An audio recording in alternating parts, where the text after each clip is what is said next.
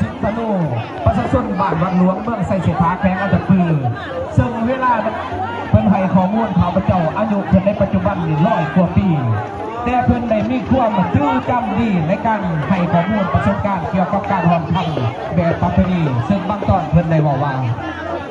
ประวัติความเป็นมาของการหอนคำแม่เริ่มมาจากเผ่าเราที่อาศัยอยู่ตามสายลำเสสูบและห้วยลำต่างๆเขตภูกลางโฮงใช่กระบ้างเจ้าของเขาเจ้าในเวลานั้นมีกระบ้างที่เฮ็ดด้วยไม้ดูมีลักและมีเล็กแหลมมีเสียมเพื่อขุดเจาะและตัดที่แห่มาใส่กระบ้างพร้อมนี้ก็มีกระบอกไม้ไผ่เพื่อใส่คำและใส่แพร่กระตะหรือแพร่ถาดเพื่อม้วนไข่แนนเต้นแนวอัดปากกระบอกไม้ไผ่เพื่ออัดคำไว้ฤดูกาลของการหอนคำแบบประเพณีในเวลานั้นเพิ่นถือเอาฤดูกาลสำเร็จเสร็จสิ้นการเก็บเกี่ยวมัดเขานาปีซึ่งเป็นระยะเดือน12 เล่าหรือว่าเป็นพิธีกรรมภาษาบาราว่าจกกองโฮงซึ่งก่อนจะลงหอนแห่หรือหอนคำแบบประเพณีเพิ่นมีการบักมีพิธีกรรมตามหีบข้องที่เคยปฏิบัติเพิ่นได้ไหว้ว่านเจ้าทินเจ้าทานหรือเป็นการขออนุญาตขอโชคลาภด้วยการเสียงไหวเราให้ไก่โตซึ่งการหอนคำลักษณะแบบนี้แม่นปรากฏเห็นในระยะก่อนการปลดปล่อยหรือหลังการปลดปล่อยเพราะในเวลานั้นแม่นจักรพรรดิถือห้านเฮ็ดให้พ่อแม่ประชาชนบรรดาเผ่าต้องได้ลี่ซ่อนปอนตัวในการหอนคำเป็นขบวนก็ต้องนี่เจ้าคกเจ้าเราเป็นผู้นำพาถ้าบ่ดังนั้นก็บ่สามารถลบหลีกจากการลาดตระเวนของพวกศัตรูโดยเฉพาะแม่พ่อแม่ประชาชนอยู่เขตบ้านวัดหลวงบ้านวัดท่าแม่ในอาศัยหอนคำเป็นขบวนนำพาของพ่อเฒ่าอ่อนซอยซึ่งเพิ่นเป็นพลังงานปุ๊บลุกนำพาลูกหลานไปหอนคำอยู่บอนที่มีความปลอดภัยอันนี้แม่นว่าเป็นมุ่นเสื้อที่มีขบวนการนำพาการหอนคำโดยแม่นพ่อเฒ่าอ่อนซอยเป็นนำพาขบวนการพ่อแม่ประชาชนที่บ้านวัดท่าบ้านวัดหลวงเมืองไซสถาของพวกเราพ่อเฒ่าบุญพวงจันทวงศ์พ่อเฒ่าชี้หาพงศารพ่อเฒ่าผู้นี้จันทวงศ์พ่อเฒ่าคำใบวงสารสิทธิ์ซึ่งเพิ่นเป็นคณะสารวัตรและเฒ่าแก่แนวโฮมบ้านผาพระไส้เมืองไซเสถาแขกอัตตปือในนามผู้อาวุโสมีประสบการณ์ในการหอนคำต่างก็ให้ข้อมูลเป็นเสียงเอกภาพกันว่าจะมาเม็ดใหญ่เห็นนี่เรื่องแม่นบอกแม่ดอกแม่นบอกเราผิวก็ยาแม่นพี่จันนี่เนาะ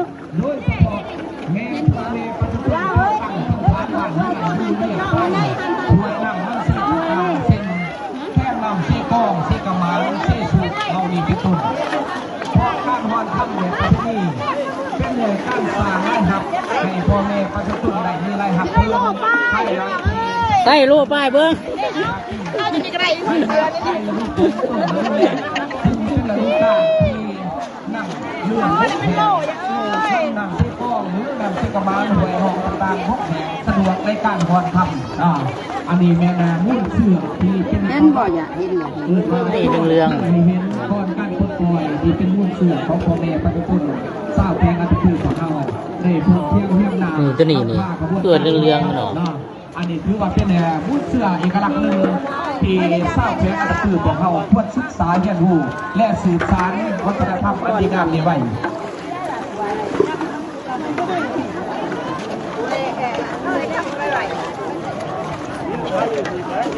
ดิ้น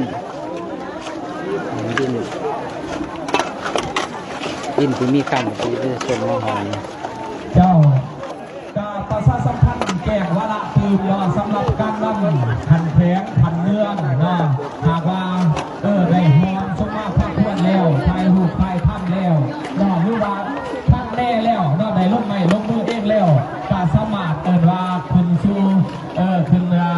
พิธีการทานเพิ่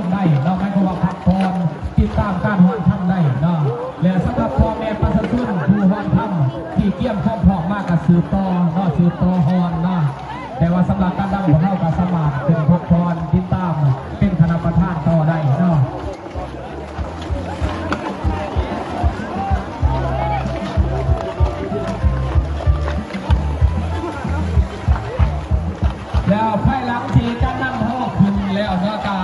อันนั้นคณะที่สอบของเขาจัดกระบางส่งรอดจัดหลัวจัดส่วนส่งให้พ่อแม่ประชาชนและก็สืบต่อฮอดคำนะเป็นขบวนและจิตใจข้าพเจ้าน่าอยากให้การฮอดคำหันเป็นชุมเป็นเมืองนะเมืองสักเศรษฐาอยู่จุ่มหนึ่งเมืองสนามไส้จุ่มหนึ่งเมืองสามัคคีไส้จุ่มหนึ่งสายไส้จุ่มหนึ่งเมืองพะวงจุ่มหนึ่งจากนั้นบรรดาบ้านเห็นบ้านเป็นสภาพบ้านออกทางอยู่อีกจุ่มหนึ่งนะแต่ว่าแห่ถ้าเหมือนสามารถเป็นตักเอาบ่อเดียวกันนั่นแหละเนาะแต่ว่าฮอนเป็นจุ่มเพื่อว่าสร้างภาพของเขาจะไปเก็บภาพเป็นจุดเป็นเป้าหมายเป็นกลุ่มบ้านกลุ่มเมืองได้เนาะอันนี้เป็นจิตใจว่าการของเขาแจ้งให้ที่ได้นั่นเด้อเราขอให้คณะพักอำนาจ ไปก่อนใหญ่เลยเนี่ย อำนาจการปกครองบ้านช่วยคนตื่นช่วยคนตื่นเป็นจุ่มไผ่จุ่มมันบอกไว้เพื่อว่าจุ่มละ18จุ่มแต่ก่อนโมแมนดอกเนาะเพื่อไทยทำละเอียดอ่อนแล้วก็เห็นว่าจุ่มไหนเรื่องไหนทำร้ายความสมัครที่อบอุ่นห้อยยิ้มเนาะบรรยากาศในการผ่อนคลายเป็นคืออะไรเพื่อให้การนั่งคนสังเกตได้ในการรักข่าวสมัครถ่ายทำได้เนาะ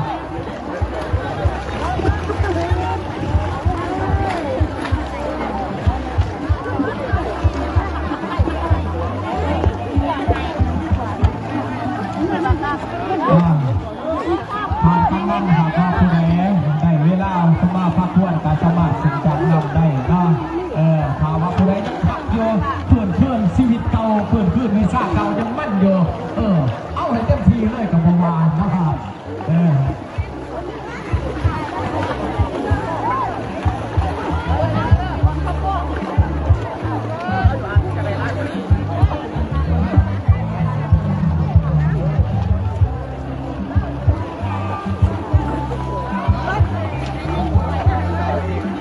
จอดได้แล้วป่ะโบนี่เบิ่งหันจอดเบิ่งเฮ็ดบ่สำหรับกระบางการตั้งที่เมืองเฮาบ้านเฮาจัดมาให้นานาดอกกระบางไผส่วนไผก็ขอให้กับเพื่อนทรงถือเจ้าของเดิมเด้อทรงถือเจ้าของเดิมเนาะการนำเฮาว่างฟ้าไว้แคมน้ำคณะที่สอบของเฮาสิมาเก็บเอาดอกเนาะขอให้คณะที่สอบเฮาติดตามตื่นเนาะและเจ้าของกระบางติดตามตื่นการนำทางไหนกระบางผู้ใดให้เอาถือพ้นเนาะบริษัทก็เลยจะเห็นหมู่ม้าเลยจะกระบางไผยอมเลย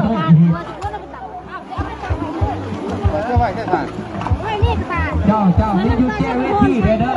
อันการส่วนของการนำกระบางของการนำมาเพิ่งเอาเด้อของเจ้าของ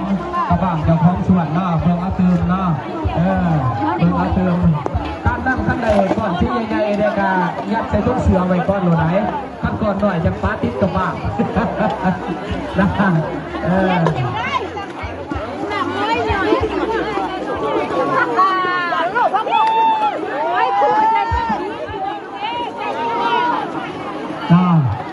ที่แห่ที่ไว้เนี่ยขอให้แต่ละภาคส่วนมันหน่อยได้ยังไงเป็นจุดเป็นชุมของเมืองของบ้านเพื่อให้การนำของเราออกจากเป็นฮอนแล้วเป็นไปเลาะปิดบ้านตรงไหนผู้ใดได้ทำร้ายผู้ใดยิ้มแย้มแจ่มใสการตอบรับผู้ฮอนทำระวังยิ่งไส้ด้วยกันระวังผู้ด้วยกันเป็นอะไรแม่นบ่เพื่อคนจะเอาของมุ่นเอาลูกเสือนี่เอาเทศกาลนี่ไปเล่าสู่ลูกสู่หลานสู่การนำแขกอื่นๆเพื่อได้มีโอกาสเป็นการจะไปโฆษณาเปล่าเผาช่วยเพื่อให้เห็นมุ่นเสือผ้าแท้ของพ่อแม่พี่น้องประชาชนบรรดาเผ่าเศร้าแฝงอัตปือแล้วแจ้งข่าวบอกต่อกันตื่นได้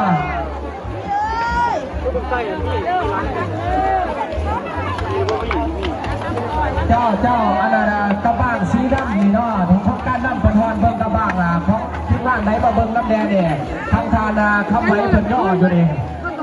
ทางผู้ไว้เป็นย่อชาอยู่นี่น่ากระบ้างผู้ใดมาเอาเด้อพวกพันเอาเด้อน่าเป็นขึ้นแล้วน่าเป็นขึ้นแล้วมาเอาหรือบ่สุภท่านเกิดไงนะเพิ่นได้นี่แต่ว่าอยู่นากระบ้างนี่ก็มีแหละแห่ไว้เพิ่นว่า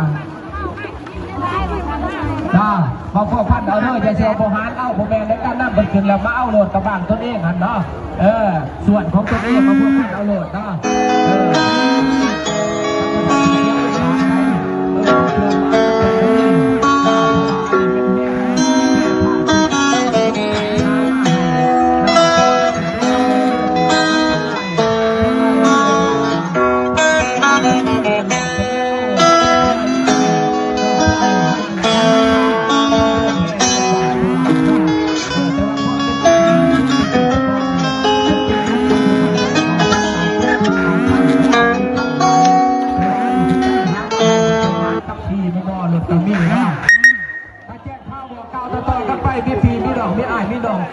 ตื่นเด้อผู้ใดที่กระบางมีส่วนสามารถลดมาหอนน้ำกันได้หอนน้ำกันได้หลายผู้ใดแห่งดีอันนี้คือข้อมูลประสงค์ของคณะพรรคอำนาจการปกครองแผนของพวกเขาคณะพรรคอำนาจการปกครองของแต่ละเมืองอยากสร้างกิจกรรมดีๆนี้ให้พ่อแม่ประชาชนบรรดาเผ่าเศร้าแผงอัตปื้อบ่อรั่วบ่อสะเพาะก็คือพ่อแม่ประชาชนน่ะเศร้าเมืองเส้นทางของเขาในสัมผัสได้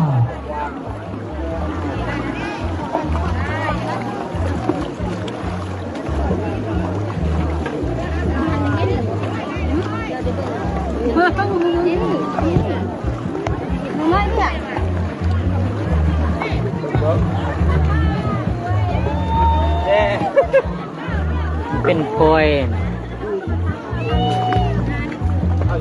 หรือว่าเป็นเม็ดเรือมเนี่ย เป็นเลื่อมๆนะมันเปิดแบบ น้ำบ้านน้ำบ้านมาจับเอาเนี่ยเป็นนิดหน่อยนี่แม่นมืดเลยเนี่ยเลย ข้าวเอาได้บ่ค่ำข้าวค่ำนะตัวนี้นี่ทำน้ำบ้า ส นะ ร้างภาพเขาพยายามเนาะภาพนิ่งภาพวิดีโอให้มันชัดเจนนะโดยเฉพาะแม่นะ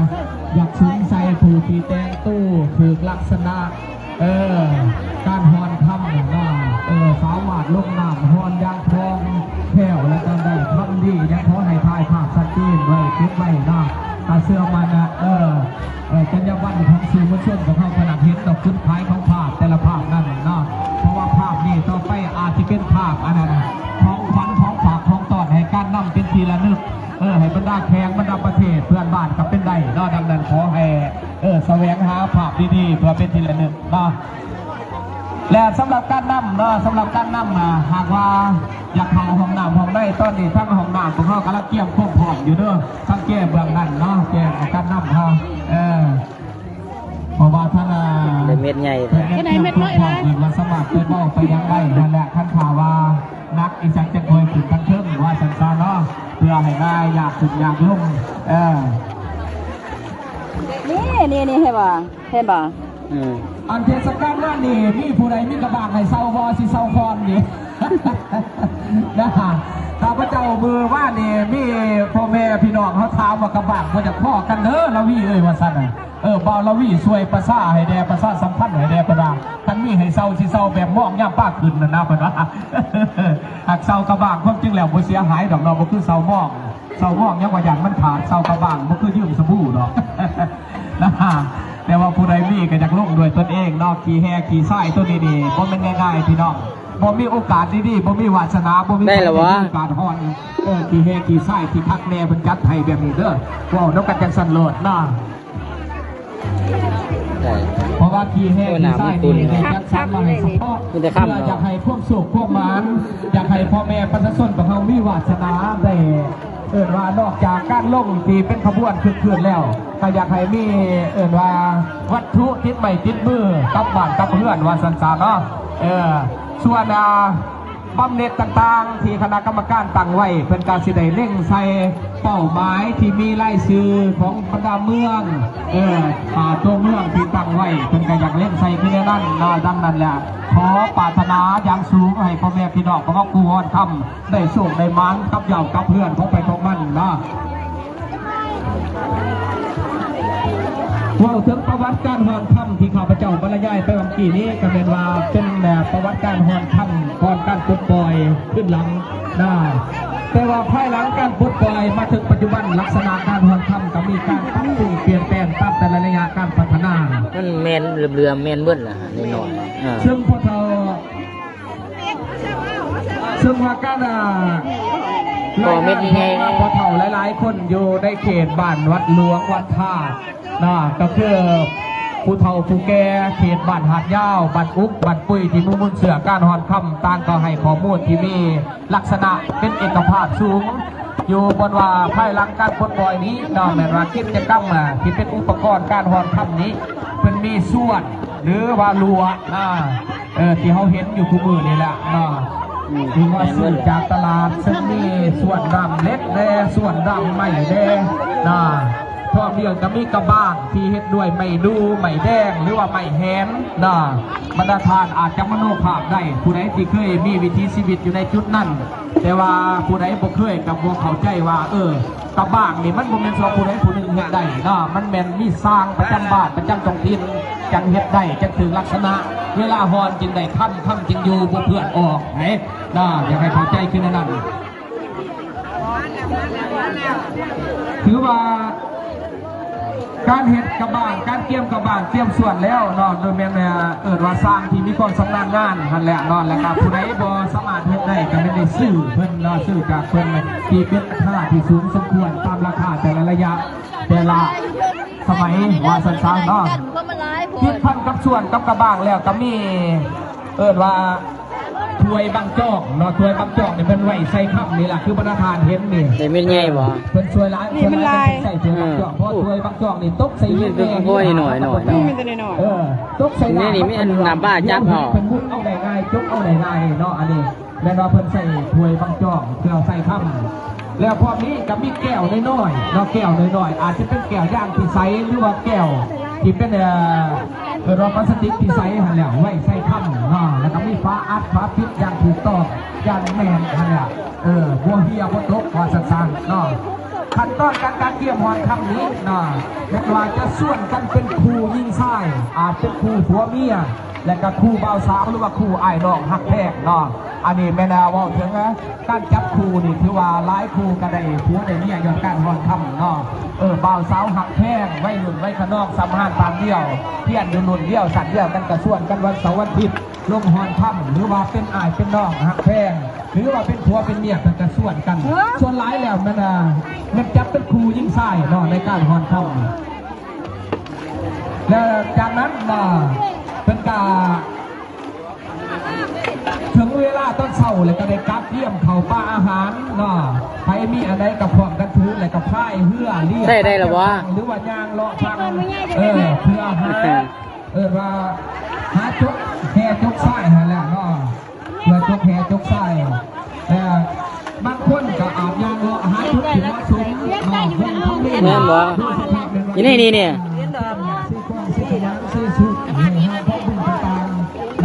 มันเชื่อกับจกอยู่ในน้ำแคบน้ำมันเชื่อกับถึงจกอยู่ตะฟังน้ำมาก็พุ่มไม้ต่างๆเพื่อลกมาหอนอยู่นะ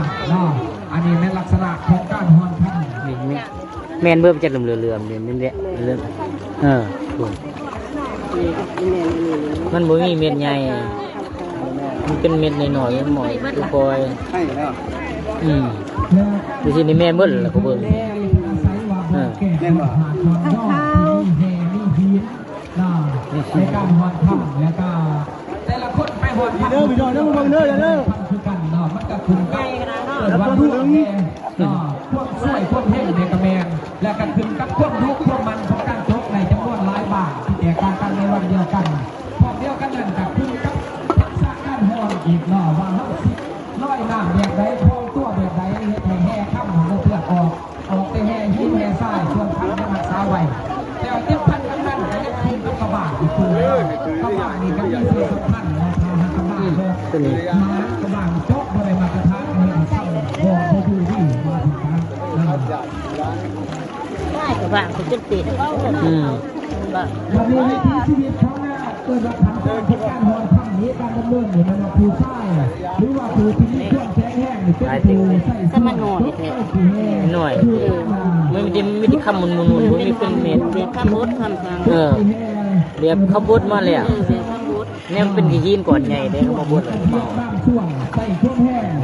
ช่วงเลือใส่ที่เดียบเล็กลงจากนั้นก็ช่วงเอาแห่ใส่หันขึ้นมาใส่กระบะที่เป็นเรือมหัวลายตื่นแมนเบิ้ลนี่มันน้ำบ้ามาจับดิน้ำบ้ามาจับมันก็ได้โรเดนมาปั่นนั่นแหละแมนเบิ้ลเลยทำลูกแล้วใส่กระบะแล้วพื้นดินกาใส่กระบะฮอนคือบรรทานที่กำลังเห็นอยู่นี่แหละเนาะแล้วก็ใจแห่ออกคอยหินติดปึ๊กออกจะได้ทำผสมติดปึ๊กแล้วมาสะสมไว้ถ้วยที่เขาแห่ไว้ให้เนาะแล้วเพิ่นจะเอาของหินน้อยๆเนาะอาจจะทองไปดินที่เขามาทองไล่บาทเดิมด้วยกันสิแต่ละบ้านที่เพิ่นฮอดแล้วเพิ่นจะเป็นคนเห็นทำแต่เริ่มต้นแล้วเริ่มต้นทะเบียนบ่แม่นแล้วนี่ทะเบียนทำข่าว ทีมนะเราโตเป็นนักสิ่งความหมายจำนวนมากท่านขนมในร้านที่ทำลายกันเพื่อเป็นสูงที่มือนาท่านก็ไม่ต้องชื่อต่อบางเพื่อฮอดในร้านขนาดอันนี้คือเป้าหมาย ตามเสียจะเห็นเป็นเม็ดใหญ่กว่า เสียงานไหนมันแดงไม่ว่าซีก็สดซี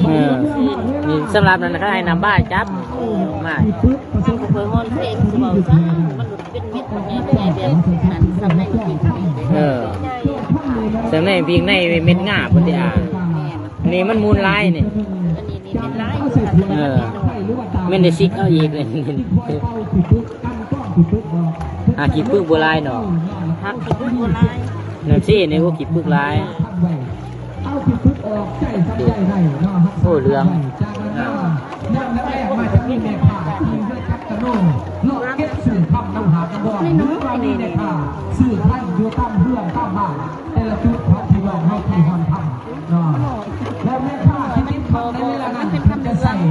เครื่องติดสั่งเปิดมาติ้งเปิดมาติ้งแล้วอุปกรณ์การสั่งทำอาจจะมีบ้างแม่ข่าก็ใส่ข้าวเปลือกบ้างแม่ข่าก็ใส่เลือดกีเลือดกีเขาทำอาจจะใส่ว่าเพิ่มไม่เกียบหรือวันนึงไม่เกียบมันจะเทียบเป็นสลึงเป็นหุ่นเป็นหลีออกมาอันนี้เป็นอุปกรณ์การฮอนทำบรรดาทานพ่อแม่พี่น้องผู้ที่เคยได้ฮอนกาอาจจะหูผู้ที่ไม่เคยได้ฮอนอาจจะไม่รู้ภาพลอยๆแต่ขอให้ศึกษาเรียนหูท้ายทอดให้ลูกหลานคนลูกหลานได้เรียนหูน้ำกันและได้หูข้อมูลน้ำกันเพื่อว่าเพื่ออุดมสมบูรณ์ของพวกเขาจะไม่ได้เกิดหาย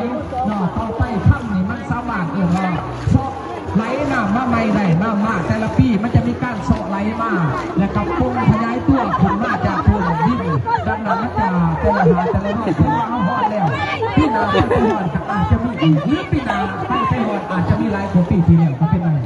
อันนี้ลูกเชื่อนี่ควรได้เรียนรู้ศึกษาให้ทุกคนดูแลได้มีโอกาสสัมผัสได้มีโอกาส ตามในบ้านได้เมืองได้ยืนทางนี้เนี่ยจะน้ำใส่คนบ่โอ้ไปฮอดขึ้นแล้ววันนี้ ขอให้บรรดาพาในเขตที่เกี่ยวกับพี่น้องมอส้นในขณะนั้นได้ห้องผู้หักษาการฮอนถ้ำเนี่ย เดี๋ยวฮอดขึ้นจักเทื่อแล้วเนี่ย พัฒนาการฮอนถ้ำมันเป็นขึ้นกับการพัฒนาเศรษฐกิจสังคมของแขวงของท้องถิ่นแต่ละระยะโดยเฉพาะแล้วแม่นว่าภายหลังที่มีความเจริญภาครัฐได้เปิดเครื่องให้นักธุรกิจมาลงทุนกันได้มีการตามบทเรียนทีมงานดูน้ำใส่ เป็นหาดเป็นดอนมีระยะหนึ่งช่วงปี 2000 เป็นต้นมานี้ก็มีการฮอนคำตกพรของเฮือเล็กโดยเฉพาะเป็นนักธุรกิจโดยการอนุมัติอย่างถูกต้องของภาครัฐเท่านี้ให้เขามาฮอนและการพ่อแม่ ตั้งนี่แม่นทีมงานบ้านได้นะบ้านหาสข้าวบ้านวัดธาตุเนี่ยตาไปใส่บ่ พ่อแม่ไปช่วยจะฮอนดูเปรียบฟังแล้วจากนั้น หลายโลเลยที่ เมืองที่มีความอุดม 2 โลหะ โดยเฉพาะในเมืองสันไซของพวกเขาตามมีนักธุรกิจผู้ประกอบการมาเซาสัมปทานในการขุดค้นอันนี้ก็เป็นการตกลงของคณะพักอำนาจการปกครองแต่พันศูนย์กลางทอดพันท้องถิ่นโดยมีเอกสารอย่างถูกต้องเพื่อจะกำหนดจุดหมายจุดพื้นที่ให้ฮอนอย่างถูกต้องพ่อแม่ประชาชนก็ยังมีวีซ่าซีฮอนตั้งมาป่วยน้ำน้ำเสียที่ผมเป็นเขตสัมปทานของบริษัทก็ยังฮอนอยู่ทางเขตเมืองสันไซพร้อมเดียวกันโยน้ำเมืองสนามไส้เมืองไส้เศรษฐาของพวกเขาหรือว่าเมืองทุ่งก็ยังมีอยู่แต่ว่าประคตว่าโบพื้นขึ้นแต่เก่าถ้าโบพื้นขึ้นแต่เก่าบ้านหนึ่งก็มี2-3 คู่อย่าง4-5 คู่อย่างแล้วก็ฮอดกับบ่อยประจำปันใดมือฮอดมือฟองดังนั้นทั้งภาครัฐอำนาจการปกครองได้เห็นความจำเป็นจริงเลยจัดกิจกรรมนี้ขึ้นเพื่อเป็นการสะท้อนให้เห็นอีกภาพหนึ่งเกี่ยวกับกิจกรรมดีๆแบบนี้ให้พ่อแม่พี่น้องเขาหูซึ้งตื่นตัวตื่นใจและอยากหันหน้าน้ำใส่วิถีชีวิตพื้นบ้านที่เป็นเอกลักษณ์เฉพาะและน่าค้นหานี่ให้พ่อแม่ประชาชนของเขาก็เพื่อให้แขกทั้งไกลไทยทั้งลานได้มาทองมาเที่ยวแขกทั้งประเทศและต่างประเทศได้มาศึกษาเรียนรู้แต่การติดพันกับการฮอนค่ำยังมีกิจกรรมการท่องเที่ยวเนี่ยการขายน้ำปัจจุบันกำลังเดินสำรวจอยู่เมื่อก่อนวันอาทิตย์ก่อนนี้น้ำมันอย่าคุณลายมันอย่าเป็นชีแบบเดียวกันเลยตัวน้ำที่ใส่เนี่ยพี่น้อง ใช้น้ำซีกล้องเริ่มจากท่าวัดบ้านสะเก็ดท่าเรือบ้านสะเก็ดลง นี้กิจกรรมท่องเที่ยวทั้งงานนี่ถ้าหากว่าเขาลองเลือกท่องเที่ยวนอกจากสุดบรรยากาศธรรมศาสตร์แล้วแต่เห็น เรื่องลายเมนแค่นี้เมนเบิ้ลเลยนี่ต่างแต่มันเป็นน้ำมันยังเป็นน้ำมันคุณลายต้องน้ำที่ใส่เพื่อหา อันนี้จะเป็นกิจกรรมหนึ่งที่ดึงดูดความสนใจของนักท่องเที่ยวอยากเข้ามาเรียนรู้ซอกคนและอยากสัมผัสเราขอให้พ่อแม่พี่น้องเขาเข้ามาเพื่อรับทราบและสื่อสารกันด้วย น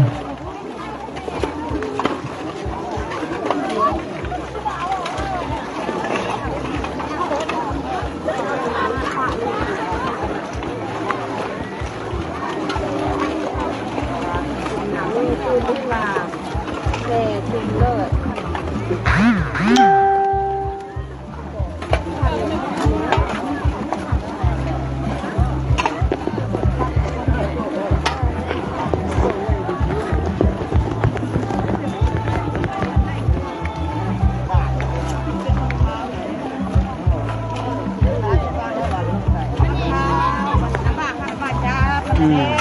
สวัสดีข้ามข้าว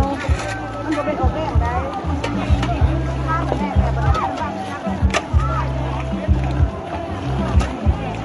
เอาคุ้มเลิกบอกเก็บถังเก็บหลังเก็บถังหน้า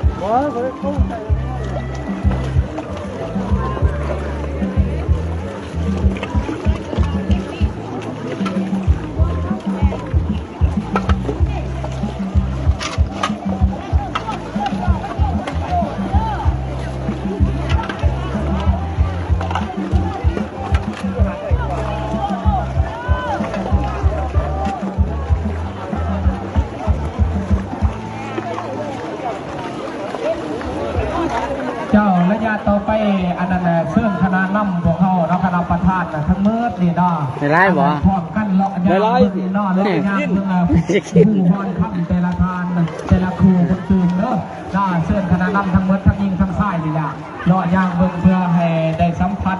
น่าได้ปากได้โซ่กับพ่อแม่ประชาชนและการให้สร้างภาพเพื่อได้ถ่ายภาพเป็นที่ระลึกเป็นทีมงานของคณะนำได้ติดตามวิถีชีวิตของพ่อแม่ประชาชนนะทุนและลดชุดๆนะแต่ว่าพอไม้ก็ว่าสิว่าต้องได้ลงน้ำลงในทุกคูทุกที่ โอ้ได้ก่อนใหญ่เว้ย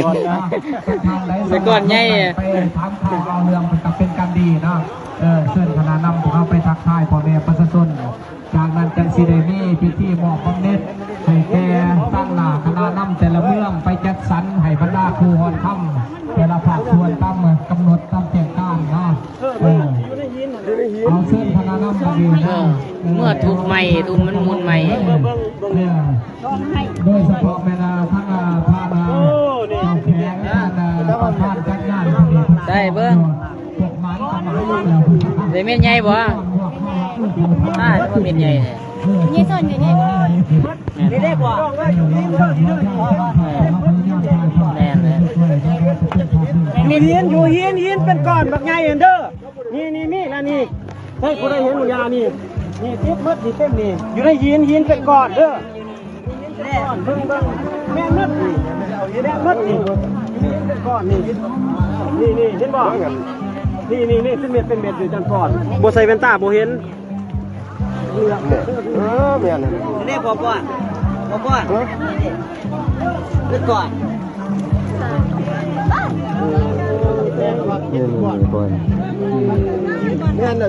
ถือว่าแจ้งคืนน้อสำหรับ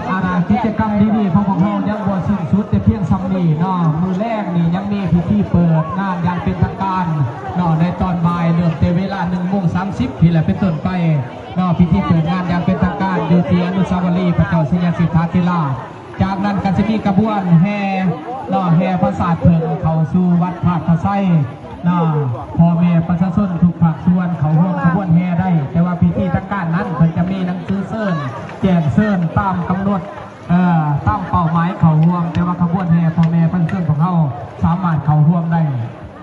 ามเงื่อนไขหลายเท่าใดแห่งดีนะแล้วพร้อมนี้นะตามเวลาตารางและมืออื่นตอนเช้าจะมีพิธีตักบาตรถวายสังฆทานและจากนั้นที่นี่อาณาการสวงเรือประเพณีตามตำนานพระเจ้าเสยสิทธาธิราชนะสวงเรือตามตำนานอยู่ที่ท่าแห่งนี้แหละนะทั้งบริษัททั้งเขื่อนก็จะปล่อยน้ำอำนวยความสะดวกให้แก่การสวงเรือแต่ว่าตอนนี้เป็นตั้งน้ำอำนวยความสะดวกให้แก่การหอดข้ามก่อนมืออื่นหลังจากตักบาตรแล้วที่มีการสวงเรือดังนั้นการเชิญชวนของต่อพ่อแม่ประชาชนแจกพี่แจกน้องสามารถมาห่วมชมห่วมเสียห่วมตักบาตรห่วมทำบุญได้นะ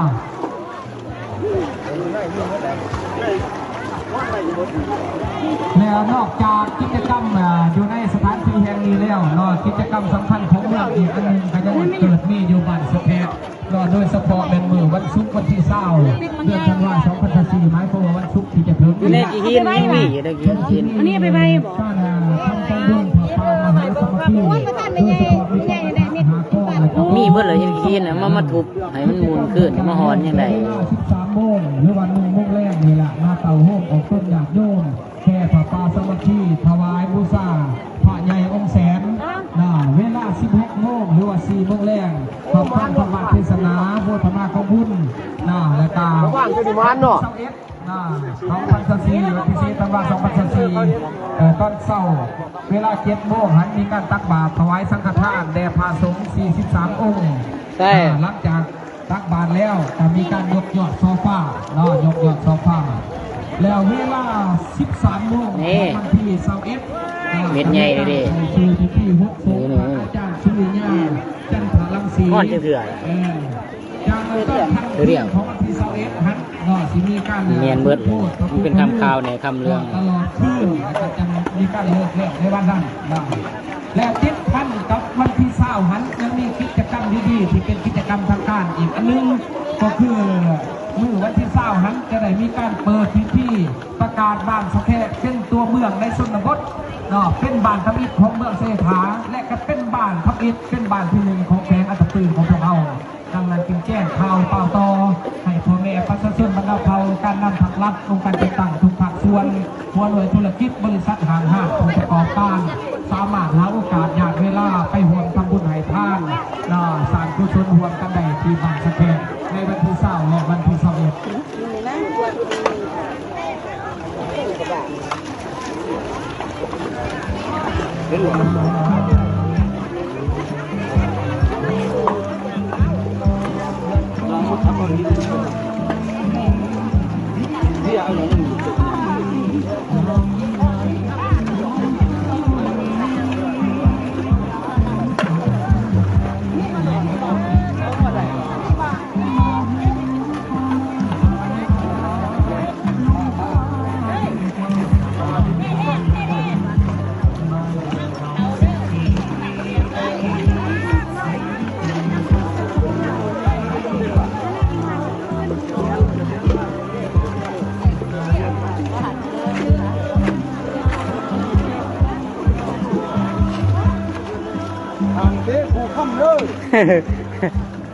แต่ว่าบวชเลยนี่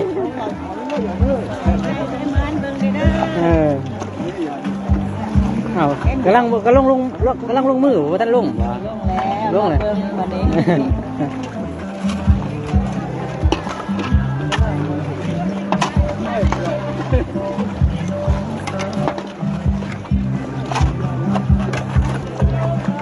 มีแต่คำล้วนๆพี่น้องเลยสาวแก่ก็คือมีแต่ดินคำเบิดเนี่ย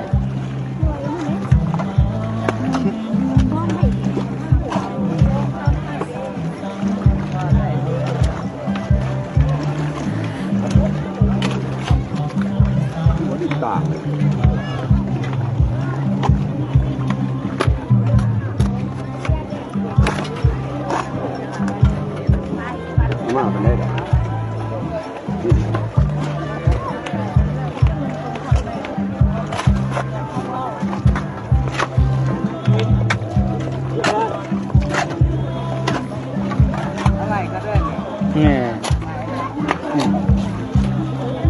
มันติดเห็นก่อนไง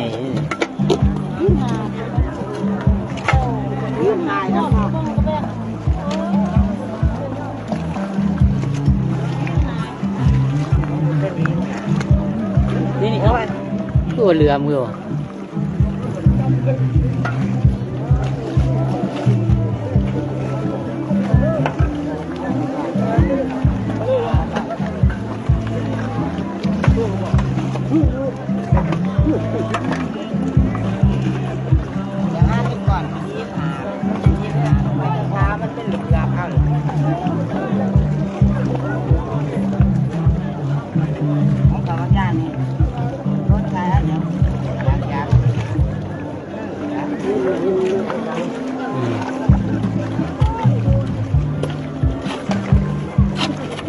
เลยยากก่อนข้ามใจได้ทางนี้ได้มาก่อนอันนี้คือวันนักหากกระหินสิเนี่ยถ้ามาบดมุนๆก็ยิ่งซิมีอยู่ดอกทับเอา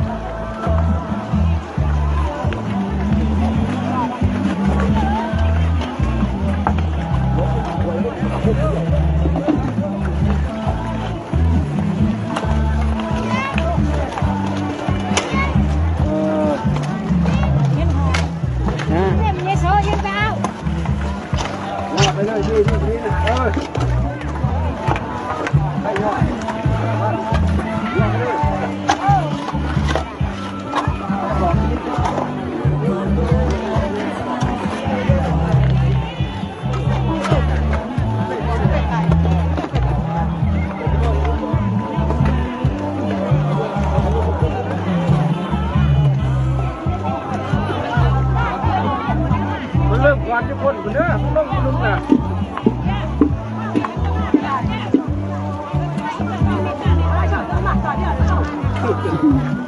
เฮ้ยเจ้าเลยร้านเดียวแล้วก็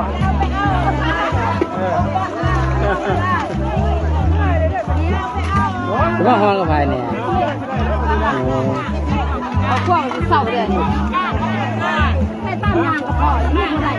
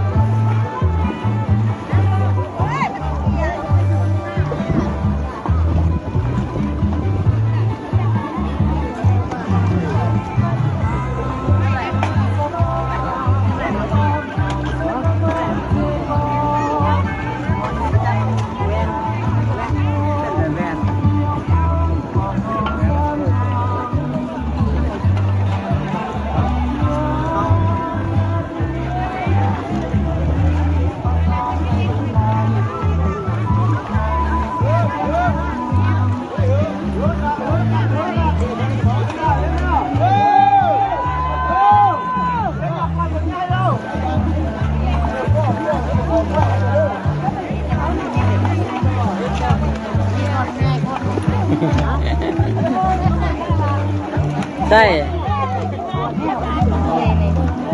นี่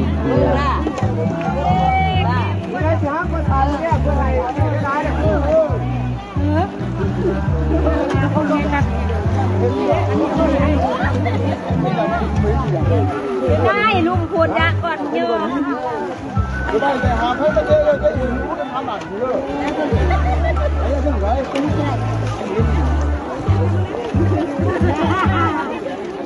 พ่อแม่อันนี้แม่ไม่พอเลยจำเป็นไป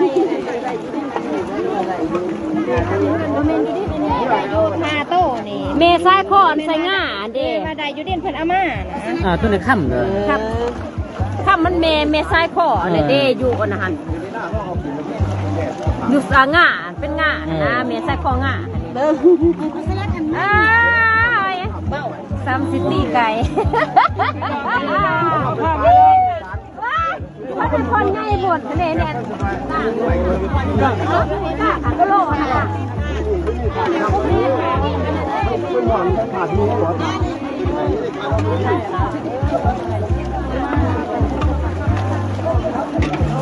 จำไม่ใช่อุญาขายองค์ขอยแม่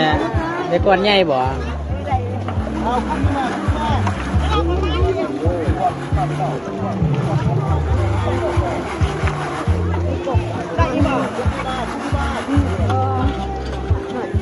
เบิ่งจังนึงคือบ่แม่นครับเนาะ เอาโมโบสเอาไม่ใหญ่เอาโมโบสเอาไปขวดนะถูก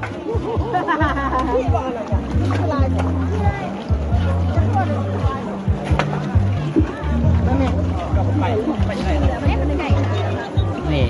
เรือ เห็นแต่ว่าเนาะ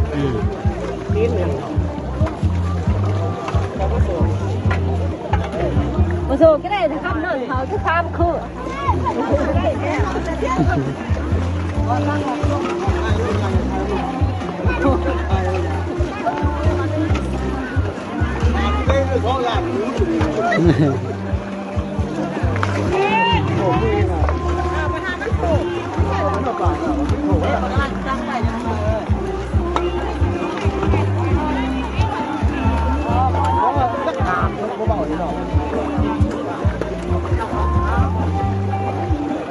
โอ้ก้อนนี่ง่ายละก้อนเนี่ยได้แล้ว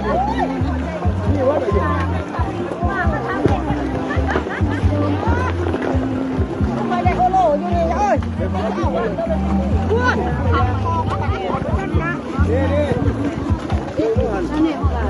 ใช่ตาเรื่องอยู่เรื่องแมนเบิร์ดนี่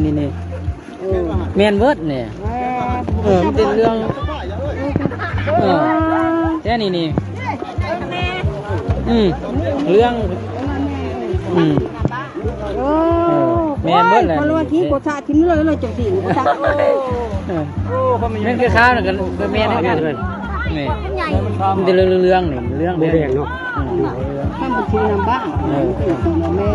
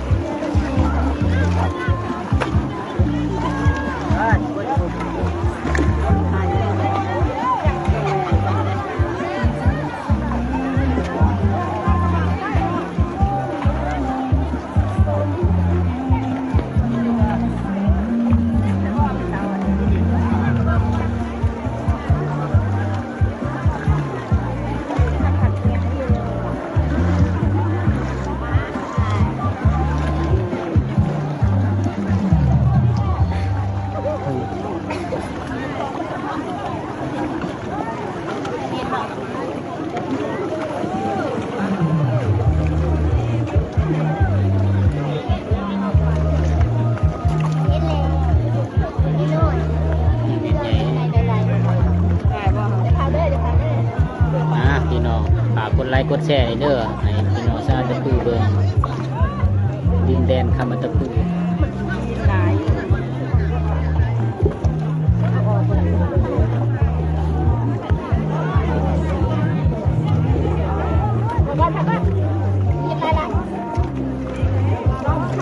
อยู่ตัวนั้นคือว่าเม็ดเรื่องใหญ่โอ้เม็ดใหญ่อยู่นี่เม็ดบางใหญ่เรื่องฝากกดไลค์กดแชร์นะพี่น้องทำร้ายอัตปืนเนี่ยงานถักเขาใส่ดิบไปเรื่อง3 อัน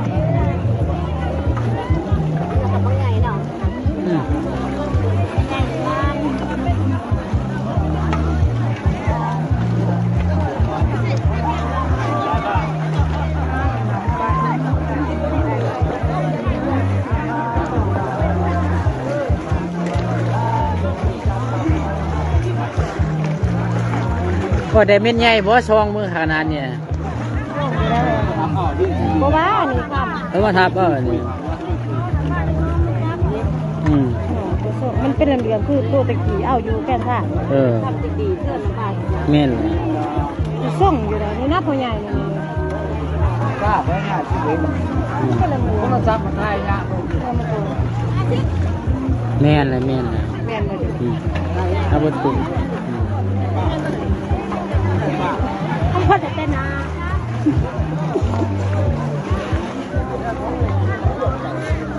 ไปก่อนไงนะ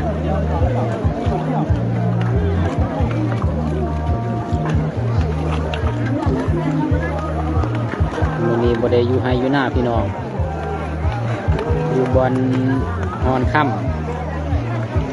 บ้านทางพระไส้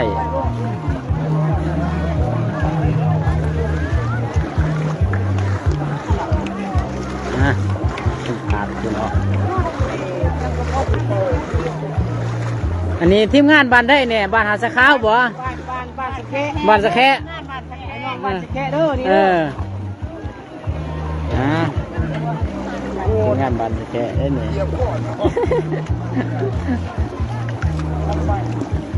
ไปง่ายบอลตาบอลแล้ว เอาเบิ้งนี่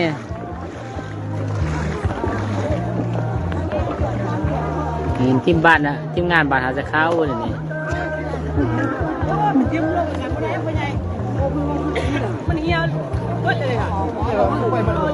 คนไลค์กดแชร์นี่เด้อพี่น้อง ก่อนไงเรื่องแมนแล้วมันปนกันนะฮะทางนี้มีดิเม็ดใหญ่ๆไว้ทางนี้ มีค่ำนี่โกน ข้ามเต็มมือ แม่มาครับ ตรงนี้แหละกลางแดด มันอยู่นั่นสิ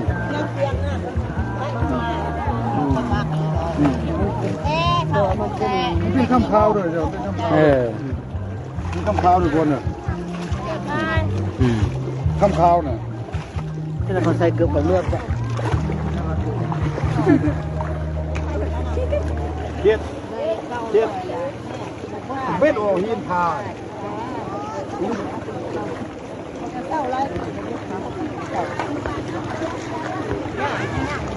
ี่ก็เป็นไงใช่โอ้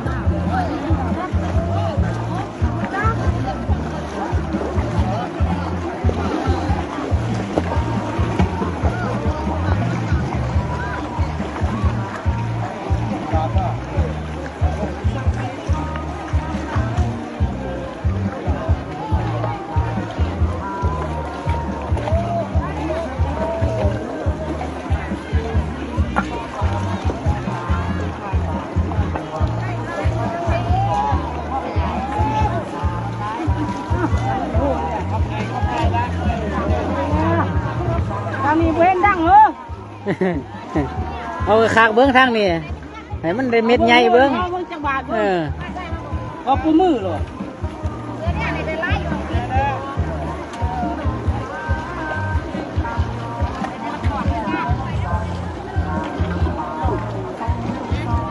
เจ้าก็แจ้งอีกทีหนึ่งเนาะเสือเสื่อนทั้งการนำขันแข้งขันเมืองทั้งมืดที่ไปยืนยันทำข่าวต่อเบประชาชนกลับมาสถานที่เนาะกลับมาประจำอยู่สถานที่เพราะว่าสีหอดว่าละหมอบบำเหน็จให้แก่แต่ละเมืองเนาะหมอบบำเหน็จให้แก่แต่ละเมืองส่วนพ่อแม่ประชาชนกับสืบต่อฮอนกันหลุดเด้อ เนาะพ่อแม่ประชาชนนะครูฮอนคำต่างๆสืบต่อฮอนโลดเนาะฮอนจนเขามาพอใจพุ่นละเวลาเขามีบทจำกัดเนาะมิตรวาเฮ็ดให้มดแห่มดฝ้ายบ่หรือว่าเฮ็ดให้อิ่มให้เต็มจังคืนได้เนาะหรือว่าผู้หากว่าเมื่อยแล้วบ่อยากฮอนก็บ่ว่าเนาะบ่ว่าเนาะเอาเชิญการนำแต่ละภาคส่วนคณะประธานแต่ละท่านเชิญมาประจำในสถานที่พิธีการอีกตึมเพราะว่าสิเป็นการมอบเม็ดสุกยุ่งให้แก่คณะนครธรรมแต่ละเมืองผู้ส้นว่าท่านคือจัง นี่เพื่อนเรื่องนี่แม่นละเน้นได้เม็ดใหญ่เลยนี่ดีบ่แม่นละเจ้าและตาต่อไปขอถือเป็นเกียรติเฮ็ดเชิญคณะนำผู้ฮอนคำแต่ละเมืองตั้งนาตั้งตามันเป็นแบบคำข่าวดิเป็นคำข่าวมีแม่น นี่ก็แม่นเบิดนี่แม่นเบิดนี่ นำผู้ฮอนคำหันเยอะแล้วกระจายกระดาษเวทีเพื่อรับเอาบำเหน็จสุขอยู่กิจกรรมจากคณะประธานจัดงานเชิญ ทางนี้แม่นยังเรื่องนับค่ำใส่ถุงไหวอยู่ในเม็ดใหญ่ลายทางนี้จอมเชิญตัวแทนมันเป็นคำข่าวแต่ละเมืองมายืนอยู่ต่อหน้าเวทีเพื่อรับเอาบำเหน็จจากคณะประธานจัดงานที่จะบอกให้เป็นบำเหน็จสุขอยู่กิจกรรมแม่นละนี่โอ้เอ้าแม่นได้นี่เป็นคำข่าวเบิดเนี่ยคำมุนเนี่ยมันดีใจไหมมาในบ้านนึงก็ดีใจในเบิร์ดที่เขารวมฮอนคำตั้งหนังสือแจกการโดยเฉพาะเป็นเป้าหมายก็คือมีเมืองแต่ละเมืองเอาไปทับเหรออันนั้นบ้ามาจับตัวก่อนใหญ่ๆเนี่ยเป้าหมายที่เขาเซิร์นหาคู่แล้วเมืองไซเซธานี่10 คู่อันนี้เป็นเป้าหมายแต่ว่าแจ้งทั่วไปก็คือว่ามาหลายคู่เท่าไรแห่งเป็นการดีอันนี้เป็นแจ้งทั่วไปเพื่อให้พ่อแม่ประชาชนได้มาร่วมกิจกรรมดีๆแบบนี้เอาเชิญตั้งหนาคณะนครค่ำหรือว่าตั้งหนาคณะนครค่ำทั้งหลายมาประกอบการต่อหน้าเวทีเพื่อครับของขวัญรางวัลสุขอยู่นำใจว่ารางวัลสุขอยู่นำใจบำเหน็จสุขอยู่ในคณะแต่ละคณะขอเชิญ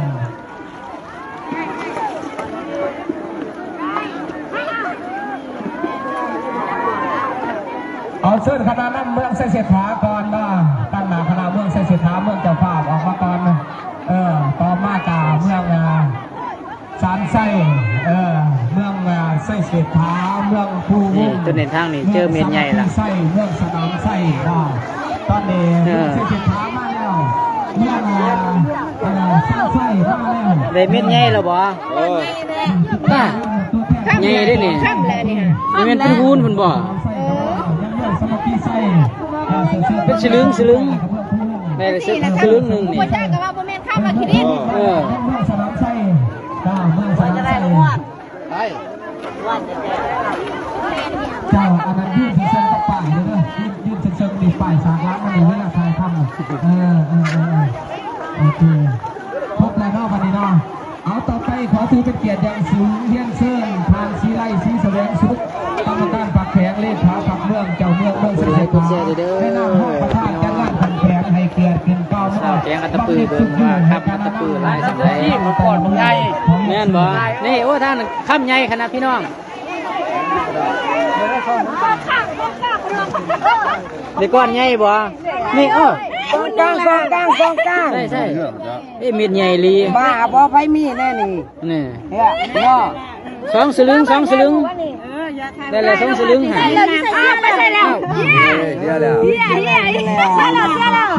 นี่ยังอยู่บนเก่าโอ้เม็ดใหญ่ลีพี่น้องโอ้จีซ้ำเล็บมือผลซ้ำเล็บมือนี่ปล่อยไปเม็ดใหญ่ที่จะเข้าบาทนี่ตัวนี้เม็ดใหญ่ที่ซ้ำเล็บมือโอ้เม็ดใหญ่เปียกยานี่เม็ดใหญ่แต่ละเมืองเราจะสร้างเม็ดใหญ่ลีเขาต่างเขาว่าจะประกวดนักบอลเลยต้องเกี่ยวกับแม่มาจัดสรร เมืองได้เสมอกันเมือง1 ล้าน5แสนกีบเพื่อไปบำเหน็จสุขอยู่กิจกรรมตอนค่ำของพวกเรา ว่าแล้วก็จะรับได้ไหม นี่อ่ะ ต่อเสื้อผ้าและประทานอันขอคุณก้าวชายเหตุได้ยาเนี่ย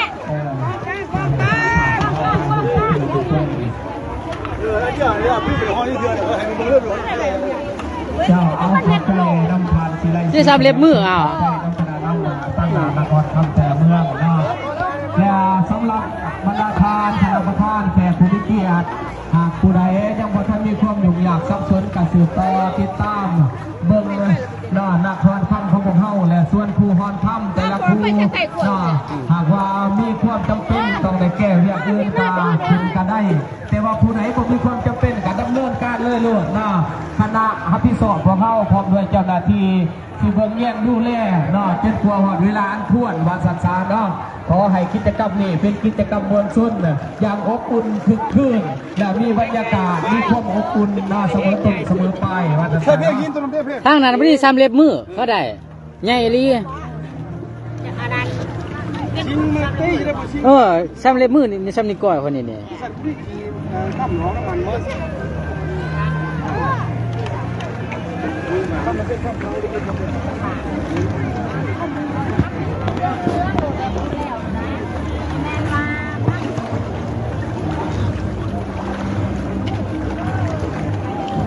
นี่ตัวกิ่งอยู่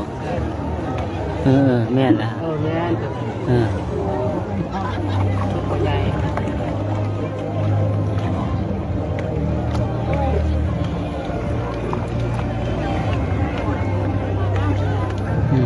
แม่นเบิดเลยสิเนี่ยแม่นเบิดมันบ่มีขี้ปึกเด้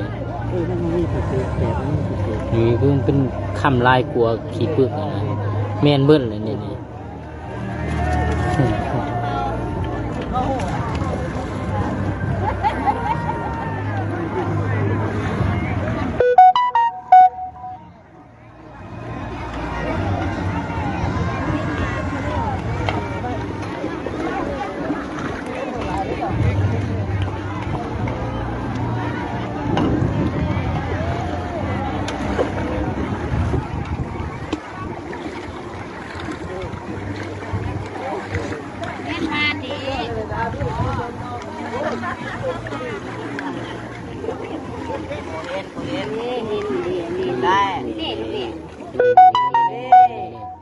สำเม็ดง่าคนนี่หลายเม็ดเลยกูก็อยู่นะ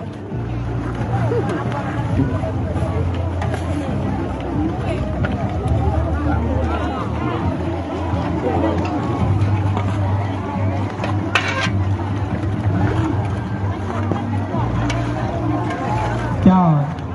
ประชาสัมพันธ์อีกทีหนึ่งอันนั้นแต่ละเมืองหันอยากให้ย้อนคำของตนเองหรือว่าสะสมคำของตนเองที่ฮอนได้หันมาให้การนำเพิ่นเบิ่งตื้มอีกเพราะว่าเพิ่นไปเลาะเบิ่งวังยานี่เพิ่นว่ายังเบิ่งบ่ทันที่ทวนหมายความว่าแต่ละเมืองยังตั้งจุดบ่ทันได้ว่าทอดโน้มแล้วสิได้ซ้ำใดเพื่อจอดแล้วก็ตั้งหน้าคณะใส่กระบางมาให้เพิ่นเบิ่งก็ดีเพื่อการนำแต่ละคานเพิ่นก็อยากเห็นอยากถ่ายรูปนำก่อนเพิ่นสิไปเข้าสู่กิจกรรมใหม่หมายความว่าจอดระยะนี้ก่อนส่วนเหลือแหละจังสืบต่อฮอนอีกครูเนือนกับฮอนหมายความว่าให้ตั้งหน้าครูหันน้ำผ้าใส่กระบางไม่เพิ่นเบิ่งวังยานก็มีครูหนึ่งมาให้เพิ่นเบิ่งแล้วอันนี้จิตใจของการนำมันอยากเห็นเอกภาพและก็ถ่ายรูปรวมอีก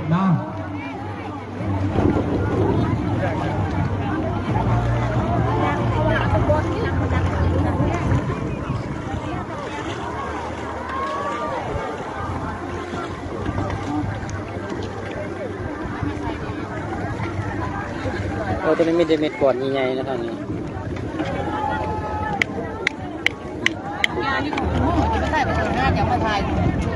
ทางนั้นบ่ได้บ่สกีบได้ประมาณ2 หุ่นซ้ำเล็บมือคนใดใช่ก็หุ่นบางคนบ่ายเบิ่งแล้วหุ่นนึงยังบ่ได้โอ้ยมีใหญ่ได้ซ้ำเล็บมือนี่ซ้ำกับเล็บมือบ่ได้หุ่นลงก็ตามกับว่าโลกเคยกับขับลายได้ไปไหนหุ่นบางๆ ทำได้หุ้นกันนักเลยว่านี่โตจะว่าใหญ่ได้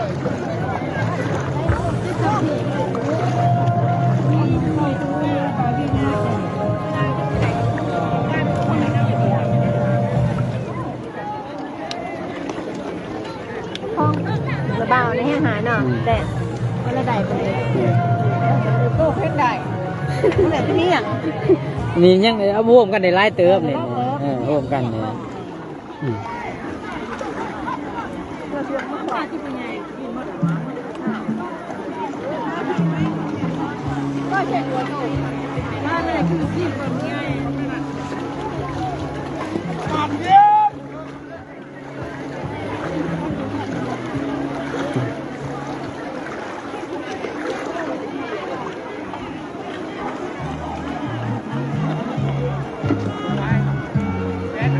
เจ้าขอให้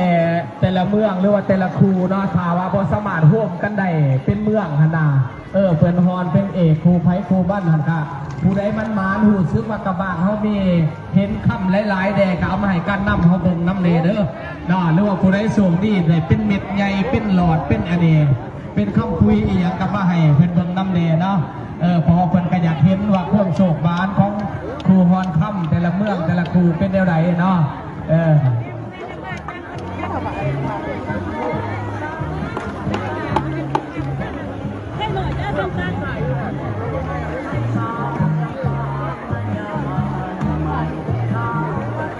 เพราะว่าการนำแต่ละทานก็บ่ได้ลดละความพยายามปัจจุบันนี่เนาะยังอยากล่อลุ่นอยากเสียอยากให้กำลังใจพ่อแม่ประชาชนเฮาอยู่เนี่ยได้มาอีกแล้วได้มาอีกแล้วคู่หนึ่งถือกระบางเก็ตเซ่มาเนี่ยถือกระบางเก็ตเซ่ที่ว่านักเติบอยู่เบิ่งไหนอย่างมันจริงออกเบิ่งไหน เป็นบรรยากาศดีเด้อเพิ่นหมานนี่เด้มาแล้วโอ้สมเชยเด้อโชคลาภวาสนาดีได้มาเบิ่งอีตาโคตรโชคกับสิไปซองเบิ่งน้ำคือกันไหนนี่หลักเบิ่งน้ำกันน้ำคือกันพอได้มาเว้าให้ฟังนะ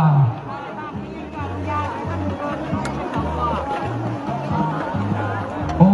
เพิ่นได้เป็นเม็ดเป็นก้อนนี่ได้นี่อันนี้เป็นวิธีเจาะเงินปลาเถอะอันนี้สามารถที่ต่างใส่หูร้านได้เลยได้นี่ไหนที่เป็นต่างบ่วงใส่หูร้านได้เลยได้นี่นะโอ้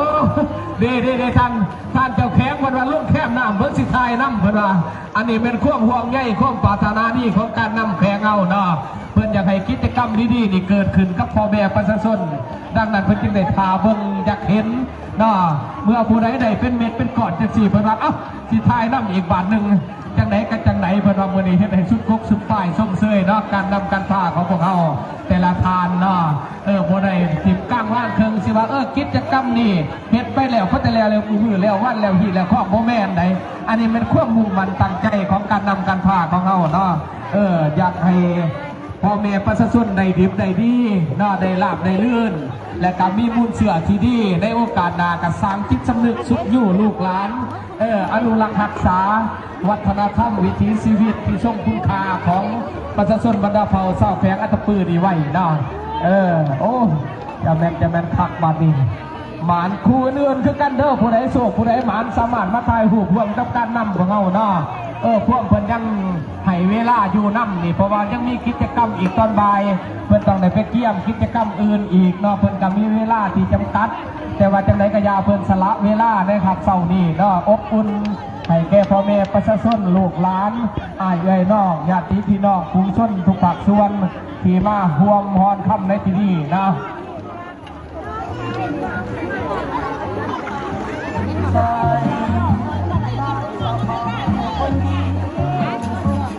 อยู่เบื้องพี่นี่มี2ก้อนบักใหญ่ระวังทะลักไปเด้ออยู่กับบ้านคนนี้เด้อนี่เด้อนี่2ก้อนบักใหญ่นี่อันนี้พอท่านได้ทายถูกรวมก่อนนี่จะไปวิจัยขึ้นนะผู้ใดก่อนหินใหญ่ก็ต้องได้เอาเมื่อเพราะว่าอันนี้เป็นคำสิริมงคลเนี่ยเป็นก้อนหินสิริมงคลที่การนำจัดให้เพราะว่าเอาเมื่ออนุรักษ์รักษาไว้อยู่ยาวอยู่เพื่อนเพราะได้เล่าสู่ลูกสู่หลานว่าก้อนหินก้อนนี้มันทรงคุณค่ามีความหมายความสำคัญได้จากการนำของแผ่โอ้ตื่นสมาเรืองแห้งเลยตัวนี้ให้ว่าสันทอดเนาะไปเล่าสู่ลูกสู่หลานฟัง แมนเบิดเนี่ยแค่นี้ก็แมนเบิดเลยไล่ลงมา ไอ้ก็ที่คิดกับนี่ไหน ไล่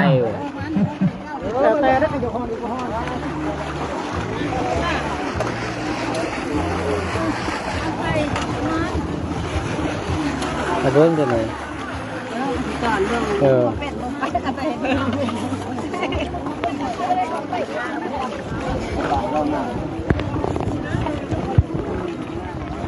นี่ตัวนี้กำลังสีจอนได้เนี่ย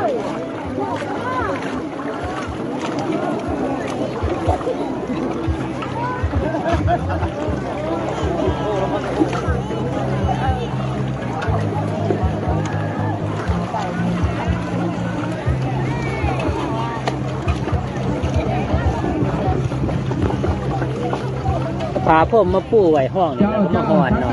ที่จะมาเก็บเงินไปสิไข่ เรื่องใดมีความพร้อมหรือว่าครูใดมีความพร้อมเอาขึ้นมาให้เพิ่นเบิ่งน้ำเด้อมาถ่ายหูพวงเป็นทีละนึกกับเพิ่นเนาะเพราะว่าเพิ่นสิเตรียมไปสู่กิจกรรมใหม่เตรียมความพร้อมใหม่ถ้าสามารถร่วมกันได้คือเมืองสามัคคีไส้ก็ดีนะเมืองสามัคคีไส้เพิ่นร่วมกันมาป้าโตเป็นโอโยอยู่คือกันไหนมีทั้งเม็ดใหญ่เม็ดน้อยหรือว่าบ่สามารถร่วมกันได้ก็มาเป็นครูเป็นครูของไผของมันน่ะใต้หลังที่ถ่ายหูพวงกับการนำเพื่อเป็นสิริมงคลเนี่ยเพื่อเป็นรูปทีละนึกแล้วกินลงหอนตองนะ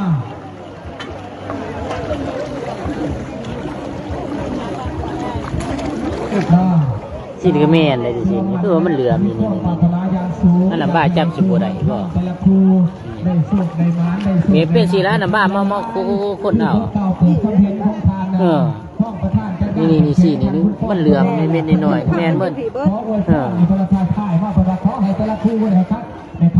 รื่องอันนี้คือความมุ่งมั่นปรารถนาของคณะจัดงานกิจกรรมนี้ขึ้นเนาะ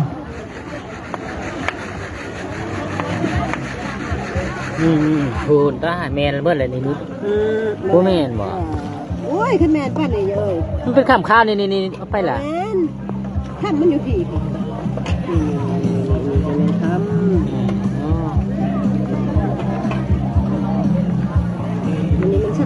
ข้ามมือกันแมนเบิดนี่เรือไม่เม็ดนี่หน่อยนี่ก็ข้าวนี่เรื่องแมนเบิดแม่หมดบ่เป็นบ่ก็บ่แม่หมดบ่นะแม่นี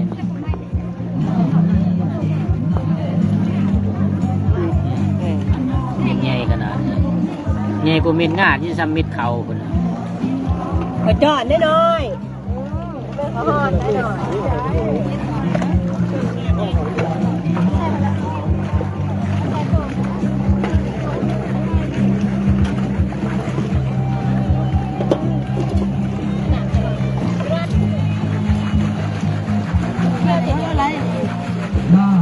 อันนี้ถือว่าเป็นลาภที่ประเสริฐของพ่อแม่ประชาชนคือหอนทำตัวได้เนาะเพราะว่าตั้งการให้ข้อมูลเบื้องต้นให้แก่ผู้ทุกข์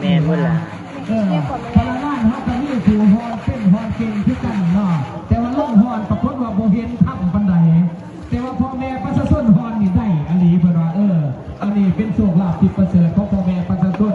เพราะว่ากิจกรรมวันชุนเป็นยังไงพ่อแม่ประชาชนได้เนาะทำเรานี่อาจจะไปที่สมทบกับนี่ก็เมียนเลยเป็นเม็ดนี่แม่สิว่าไว้จังทุนใส่ให้ลูกให้ล้านจริงๆความรู้กันทุนสร้างเนาะอันนี้คือความมุ่งประสงค์ของการนำผักลัดขันแขกขันเมืองก็คือการนำทุกขันอยู่ภายในแขกตะตื้อเป็นระบบโกนเนี่ยใช่เนี่ยเป็นก่อนมันสำเร็จเขาเองตาจ้าเขาได้เขาจะโฮมกันนี่เขาจะทานถูกถ้าวางเลยเขาจะหลอดเขาแห้งหายได้โบ้เพื่อหายไปได้แล้วเนื่องจากว่าหันไปสู่อาชีพใหม่การพัฒนาใหม่นอกจากว่าการงานทำแบบใดใส่กระป๋าใส่ส่วนนี้แต่พวกเราลุกหน่อยถอยลงดังหลังตีสามเรื่องไทยกระทุกสุดอยู่ให้ขึ้นอีกบาทหนึ่งเนาะก็ถือว่าเป็นกิจกรรมดีๆที่พ่อแม่พี่น้องของเขาได้สัมผัสได้มื้อนี้บอกข่าวเปล่าถึงคุณเองข้าพเจ้าแนมอยู่พี่ยังเห็นก็ถือว่าโอ้เป็นตาสว่างแล้วเพิ่นทานาคุณตูวันนี้เป็นไรเม็ดเจ้าแขกเป็นซ้ำพ่วงเขาแล้วกันโอบกันได้ว่าทำได้แต่ละครอบครัวที่มาหอบ เลือดละฟ้าว่างพ่อแม่พี่น้องโดยเฉพาะทางด้านบุญนาบุญแสนทางจากเมืองไส้สิทธา ตัวในบ้านทาไปใส่เป็นบ่ ท่องเที่ยวทางผู้สื่อสีที่ล่าเจ้าเมืองอื่นๆก็ได้มาห่วงน้ำมันถือว่าการน้ำมันพันสูงอยู่ภายในแขงก็ได้มาห่วงมัดกิจกรรมนี่เนาะถือว่าถือโอกาสเนาะ